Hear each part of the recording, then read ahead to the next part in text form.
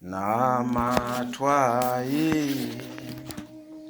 Baba namatwai.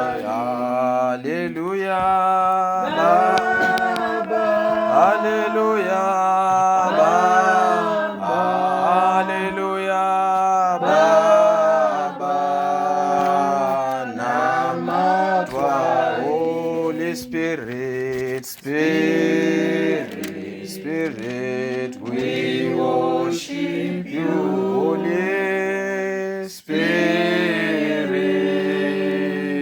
we worship. Hallelujah, Spirit. Hallelujah, Spirit.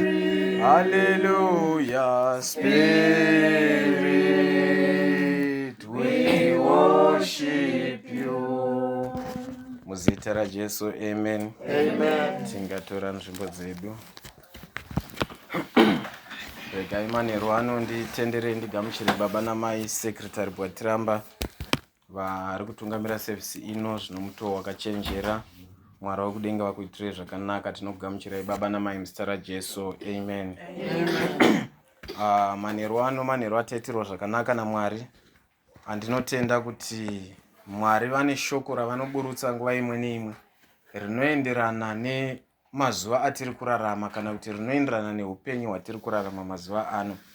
Ndafara baba vachitaura nyaya yemazuva ekupedzisira. Vangu vachitaura vakapa prayer point musoro mangu. Ndanga ndine imwe vhangeri yandanga ndichida kuparidza but ndabva ndazochinja. Amen.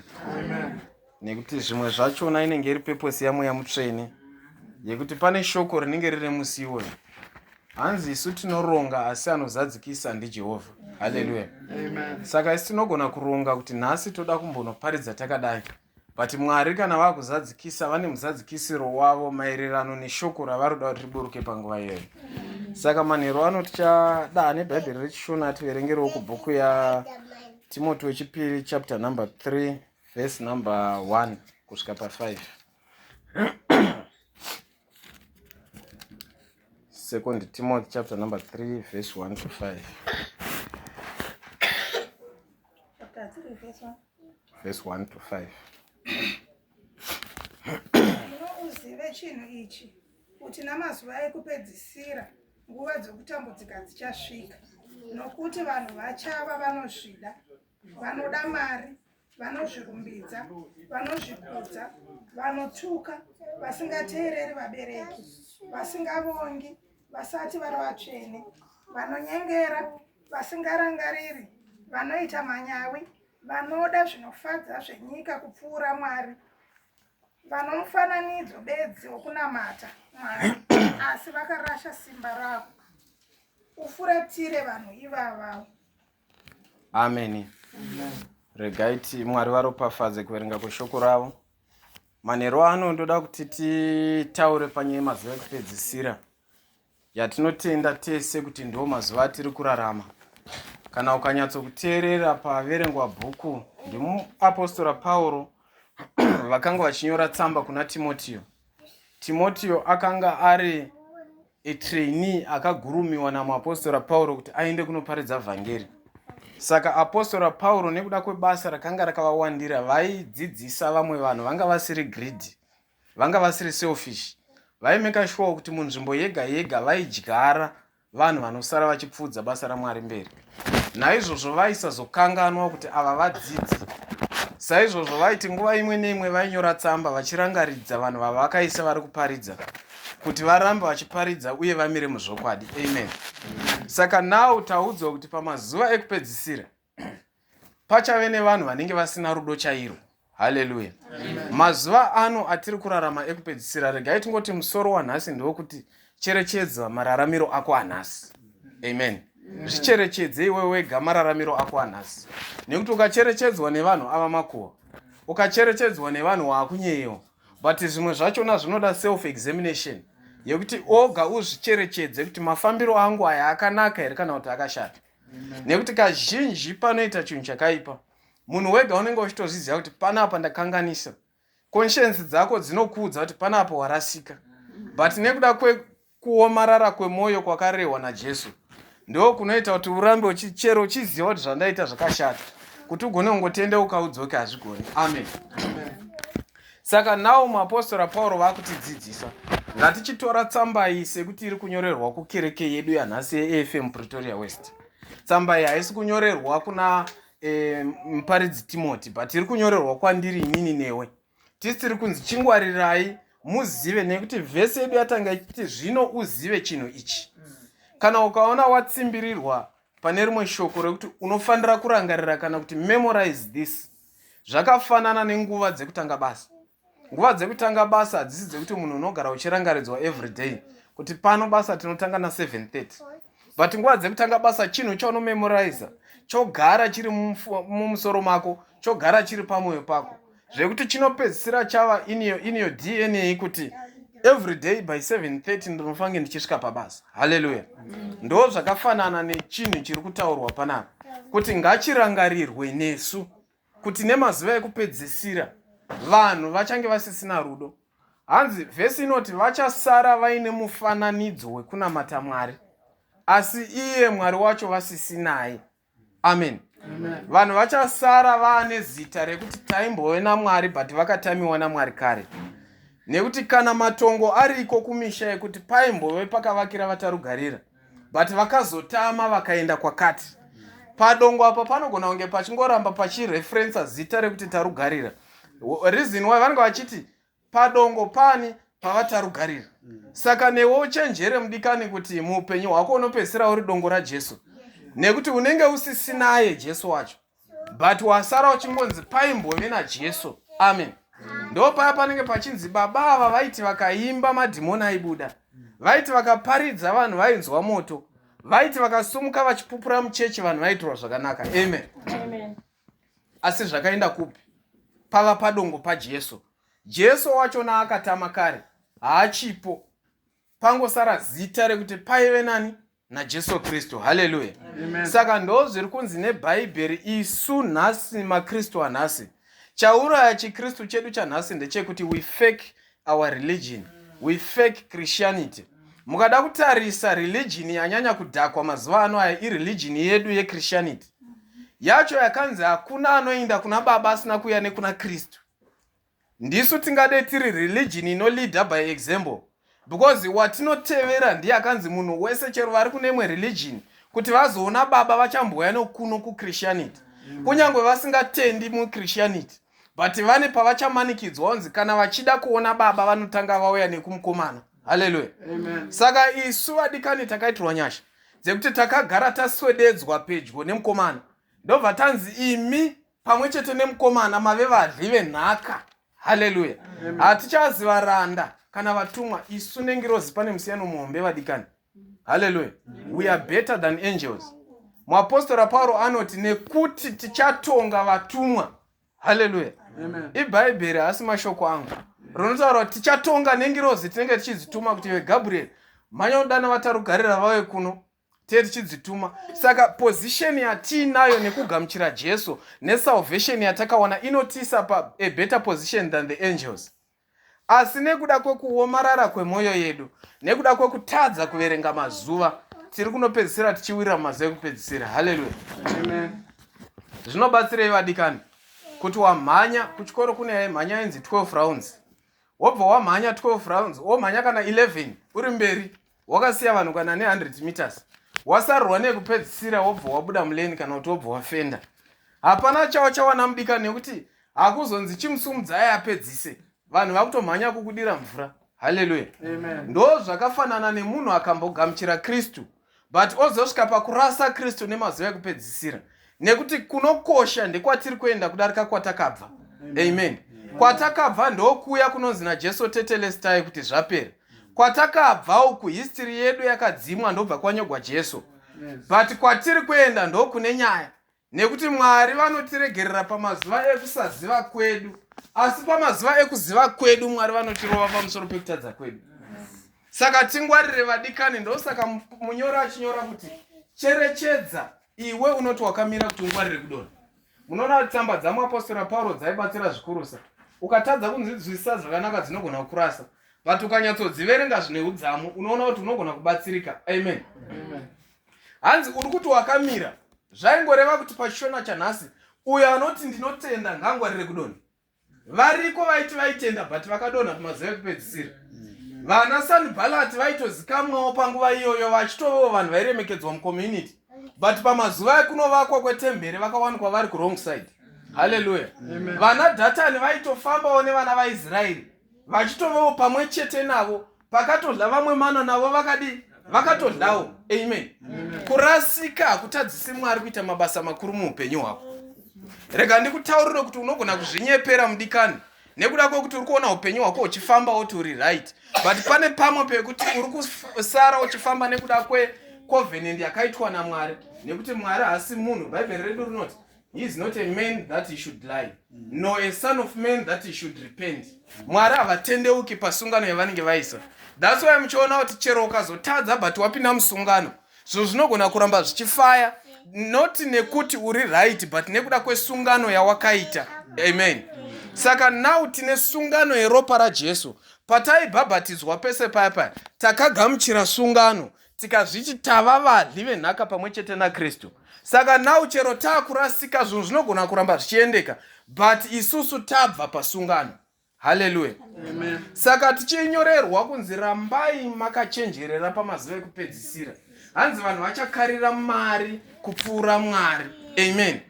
Mukazvitarira mazuva ano atiri kurarama ano aya, munhu akakupa mari anokosha kudarika munhu akutengera Bhaibheri. Munhu akupa 50 rand anokosha kudarika munhu akutengera Bhaibheri re250 rand. Amen. Pari kubatika here apa? Munhu anokupa 50 rand cash is far better than munhu ari kukutengera Bhaibheri re250. Nowadays hatichatarisi value but tiri kutarisa zviri paground nguva iyoyo. Amen. Hatisi kutarisa kuti Bhaibheri iri rinogona kuponesa iwe nemhuri yako pamwe nevana vako. But tiringotarisa kuti 50 rand ndinogona kupfuura nepa drive through ndikatenga inozichiya streetwise 2. Amen. Saka tava kurasika vadikani nekuti tiri kumeja nemaina. Ngatingwarirei pamazuva ekupedzisira. Ndosaka tati nhasi toda kuti zvicherechedze mafambiro ako nemararamiro ako anhasi. Zvaike zvino hazvichadi vadikani kuti umirire kuudzwa namufundisi. Chimbotora example kuti dai kunzi mufundisi ndo vanomirira kuzokuudza, havasweri newe, havafambi newe, havarari newe, havazivi mararamiro auri kuita masikati neusiku. But iwe wega ndiwo unozviziva paunoswera. Ndosaka Bhaibheri richiti cherechedzai padombo guru ramakatemwa negomba remugodhi pamakacherwa, nekuti pamakatendeuka mavadikani, musati manakirwa nelife yechiKristu, musati magamuchira maropafadzo, musati mapinda musungano, makaa muri serious. Now nekuti maakuona sekuti magara namatatu sebhodho, zvakuita izifi chinamato chiya changowo chezita. Amen. Mazuva ano ekupedzisira vanhu tinosara tino mufananidzo kuti tiri maFM but chipostora chacho tisina. Tinosara tine mufananidzo kuti ipo pano pakati pedu apa tikada kuti tipo mavhesi maviri aunoziva, vamwe zvinogona kutozovatadzisa kuya kuseo gurupu gore rese. Amen. But why? Nekuti tasara nemufananidzo chete wekunamata, asi isusu simba takarasa rekunamata. Jeremiah 1:10 yoti kudi yobva yati, tarira ndakakugadzai pamusoro pemadzishe, pamusoro peutungamiriri, pamusoro peutongi hwese. Amen. Simba ratakapuwa kuburikidza nekutenda kushoko iri rinodarika simba remadzimambo, rinodarika simba revatongi, rinodarika simba reutungamiri hupi nehupi hungaexista panyika yevapenyu. Amen. Saka chatiri kutarisa vadikani ndechekwatiri kuenda kwete kwatakabva. Ngatiregei kumhanya takacheuka nekuti tinodonha. Mukadzi waLoti akatadza kunosvika nenyaya yekucheuka. Nesuwo tiri kunotadza kusvika nekuti tiri kucheukira zvenyika. Kana wakatendeuka ukati hauchada zvenyika, saka kunyika uchade. Unogopfuura nepabhawa uchidongorera unge uchavhunika mutsipa. Iwe wakati zvenyika handichada, ndakuda kutevera Jesu. Wakamboona Jesu achiwanikwa imomo. Hallelujah. Amen. Ndo patiri kurasika vatendi vanhasi kuti takagamuchira Jesu, asi Jesu wachona tiri kunomutsvaga nzvimbo dzisiridzo. Tiri kuda kuramba tichidzokera kumabasa edu ekare, tichikangamwa kuti watakufamba naye nhasi haatariri zvekumashure, anotarira zvemberi. Amen. Ndiani anoziva musi wekufa kwake pano? Hapana. Munhu wese izvezvi kutaura kunoko zvatiri kutotaura izvi, kune vamwe vatodzimigwa nhasi, kune vamwe vakadzimigwa nezuro, kune vamwe vari kutoenda mangwana kuseni. Amen. Iwe pauri kumuka uchigeza uchiita takini uchienda kubasa, kune vamwe vari kurova pasi ndikana. Pauri kumuka uchibikira vana poriji, kuno mwe ari kurova pasi. Saka be careful kuti umwe musi Jesu anokusvikira uri pakubika poriji. Be careful kuti umwe musi Jesu anokusvikira uchitorova takini yekuenda kubasa. Konzi vaita seunzi uone vaitopfeka kuti vaende kubasa, vatopedza kupolisha shangu zvese. Ndobva zvadi Mwari akati zvakwana. Amen. Shoko roti paavhura hakuna unovhara, nepaavhara hakuna unovhura. Saka kutenda kwedu tikakuchengetedza, hanzi vakagamuchira shoko asi havana kurivhenganisa nekutenda. The reason tiri kurasika inyaya yekuti tiri kudhauta chikristu chedu. Kuti uri kumbofunga kuti manje, wambofunga kuti manje ndikanamata here kawandodzokera kunyika. Vadikani ngatichirega isisiri nguva yekufunga kaviri. Bhaibheri redu roti muchasvika rini ndiElijah muine kufunga kuviri. Kana Mwari ari Mwari ngaanamato, kana Bhaari ari Mwari ngaanamato. Saka nesuwo nhasi tichasvika rini tiri mapostora anoti tiri mapostora tiri kunyika? Tichasvika rini tiri mapostora anorarama nezvekuba? Tichasvika rini tiri mapostora asina rudo pakati pavo? Tichasvika rini tichivengana mukati mechechi? Tichasvika rini tichinyeyana muchechi? Chechi inofanira kunge iriyo example yenzvimbo yekuti munhu anoda kuona true love anofanira kuenda kuchechi. But now vanhu vakutotendeuka vachibva kunyika vachibva kuchechi vachienda kunyika. Nemhaka yekuti pakaita vice versa. Paifanira kunge pakaiswa chechi munyika kuti nyika kuti chechi idilute nyika. But pakabva pazoiswa nyika muchechi. Saka nyika ndo yakudiluta chechi. Hallelujah. Amen. Tava nenyika muchechi instead yekuve nechechi munyika. Saka chinoitika ndechekuti chechi ndo yakutendeukira kunyika. Nekuti tangofanana, rudo rwedu rwakatonhora. Takukara mari. Ari muchechi nasiri muchechi zvangofanana. Anoenda kundonamata nasinganamata, asinganamata akange nani. Amen. Amen. Makuhwa awandira kuchechi. Kuvengana kuwandira kuchechi. Ino tatoona vanhu vari kuromba futi vari mumachechi imo. Vadikani ngatidzokerei pana amai. Mwana chayakarasika akagozewa ndinodzokera pana amai. Mwana muparadzi akadzoka. Akati baba ndakatadza pasina kudenga. Hazvichaiti kuti ndinzi mwana wenyu. Ndiite hangu chi? Ndiite muranda. But baba nekuti vane rudo manje. Vanoziva kuti chero wakatadza chidzoka ako mwanangu titaurirane. Bhaibheri redu kuna Isaya robva rati kunyangwe zvivi zvako zvakatsvuka seropa, ini sababa vako ndichazvichenesa. Saka hazvina mhosva vedekani kuti waimbonyeya pesa. Hazvina mhosva kuti wairarama nezvekuhurira. Hazvina mhosva kuti wairarama nezvekuba kana kuti waibata vanhu ngunzi. But nhasi uyo uno nhasi watiri mauro wanayo ukapa upenyu hwako kuna Mwari, ukayanana naMwari, Mwari anokuitira zvakanaka. Amen. Mazuva atava amazuva ekupedzisira. Haachadi kuverengera vadikani kuti ndichazoreurura mangwana. Kureurura hakuzi kuuya usumuka pamberi pedu panapo utaura. But inyaya yako iwe naMwari wako, nekuti paunofa tinenge tisinewe. Nepaunoenda kugehena tinenge tisinewe. Gehena ririko ine nderechokwadi. Amen. Neushe hwekudenga huriko futi ndehwechokwadi. Amen. Saka vaya vanoti gehena hakuna varegeye vakadaro. Amen. Tichazonwa kupupura kwavo vadi vasvika unfortunately tisingachakwanisi kusheka namaoko nekuti tiri kure nakure. Saka it's not too late vadikani. Nguva ichiripo yekuti utendeuke. Nguva ichiripo yekuti utsvage Jesu. Vadikani yakapfuura nguva yekuti tinoparidzirana tichifadzana. Hanzi neBhaibheri vanoparidza zvinofadza moyo yavo. Hatichadi kuve vafadzisi vevanhu. Amen. Mucommunity maunogara rega kuva mufadzisi wavanhu.